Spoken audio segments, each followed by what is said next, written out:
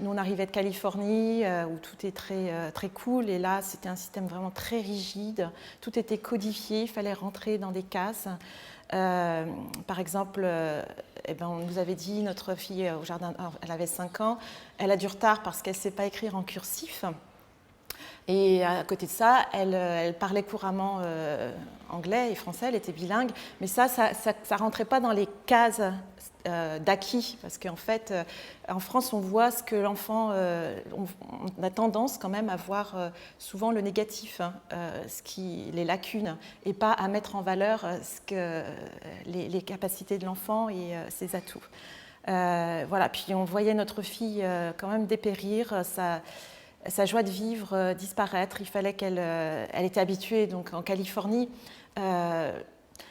Et les enfants étaient beaucoup dehors et on considérait que les enfants apprennent en jouant, surtout au jardin d'enfants. Et là, elle passait beaucoup de temps assise sur sa petite chaise à coller des gommettes voilà, on sentait que ça n'allait pas.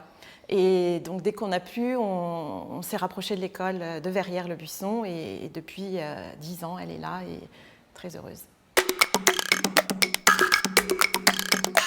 Quand elle est arrivée ici, pour elle, un dessin, c'était 3 traits au feutre et c'était bâclé et elle passait à autre chose. Et là, on lui a appris à passer du temps sur un dessin, à finir un dessin, à mettre un fond et tout ça avec beaucoup de patience et à faire du beau. Et ça peut paraître insignifiant, mais faire un beau dessin, c'est déjà extrêmement gratifiant. Et puis ça développe le sens artistique, bien sûr, la créativité. Et puis pour elle, ça a surtout développé la volonté. Et ça, c'est vraiment une caractéristique aussi de la pédagogie. Donc elle avait tendance à papillonner, à passer un truc à l'autre. Et là, de passer du temps, finir quelque chose, ça a été extrêmement bénéfique pour elle. Et maintenant, le dessin et la peinture, c'est des vraies passions pour elle. Et dès qu'elle a un peu de temps, elle dessine. Ça la calme, ça la pose, ça aide à moins cogiter, parce que quand même le mental, elle a tendance à être beaucoup dans le mental. Et ça, c'est vraiment un apport de la pédagogie. Dans une autre école, elle n'aurait pas développé ça. Puis nous, comme on n'est pas du tout artiste, on ne lui aurait peut-être pas apporté cette dimension-là.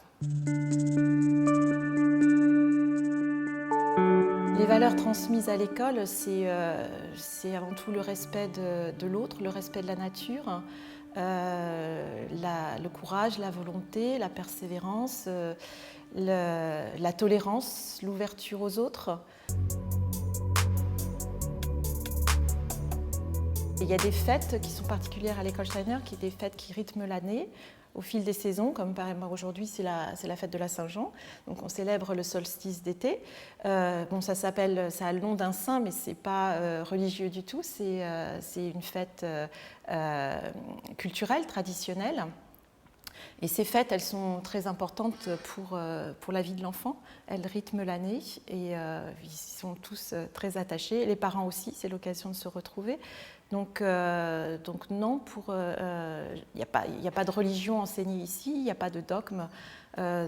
Donc pour moi, c'est complètement laïque. Alors, il y a peut-être la seule chose, c'est le poème qui est récité le matin.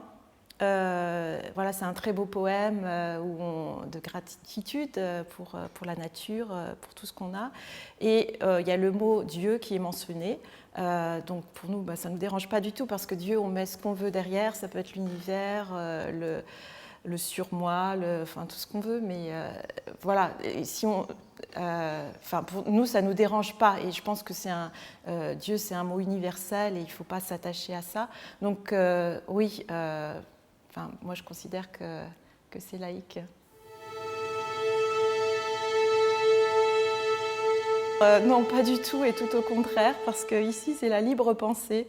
Il n'y a pas de gourou, on part quand on veut, il n'y a pas d'endoctrinement. Non, au contraire, quand on voit les enfants, ils pensent tous différemment. Il n'y a pas de, comme dans certains endroits, il n'y a pas de clivage par rapport aux opinions.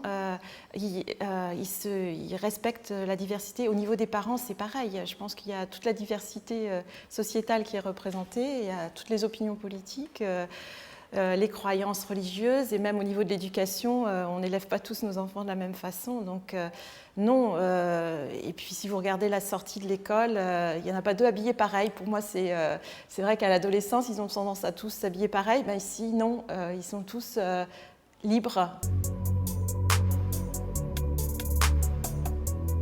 Moi, je suis vraiment blessée et je trouve ça très injuste que des gens qui ne connaissent pas la pédagogie, en plus, souvent se permettent de dire quel genre de parents mettent leurs enfants dans cette école, alors que justement, nous, notre enfance, on a tout fait, on s'est rapproché de l'école, on donne énormément, et puis c'est totalement injuste envers les enseignants qui sont extrêmement dévoués, qui donnent de leur temps, de leur personne, comme nulle part ailleurs.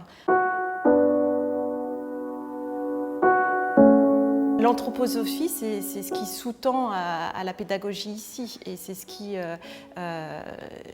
permet de prendre l'enfant dans sa globalité, de manière holistique. Pour moi, il y a un lien avec le métier que je fais, la recherche, où on a tendance à être tous spécialisés dans notre petit domaine, à voir que la petite cellule cancéreuse, comment elle devient cancéreuse, et on oublie tout le facteur humain qui est derrière et qui est le plus important en fait, parce que c'est nos pensées, c'est notre psychisme qui joue un très grand rôle. Et donc pour moi, il y a un parallèle avec la pédagogie où voilà, l'être humain ne se réduit pas, l'enfant ne se réduit pas à un cerveau qu'on essaye de remplir. C'est un tout en fait. Par exemple, dans l'apprentissage des tables de multiplication, on va rythmer avec le corps. Le corps est très important dans l'apprentissage, les mains. Et puis le sens artistique, c'est en mettant tous ces facteurs ensemble qu'on peut vraiment intégrer des connaissances, parce qu'elles sont intégrées non seulement dans la tête, mais dans le corps.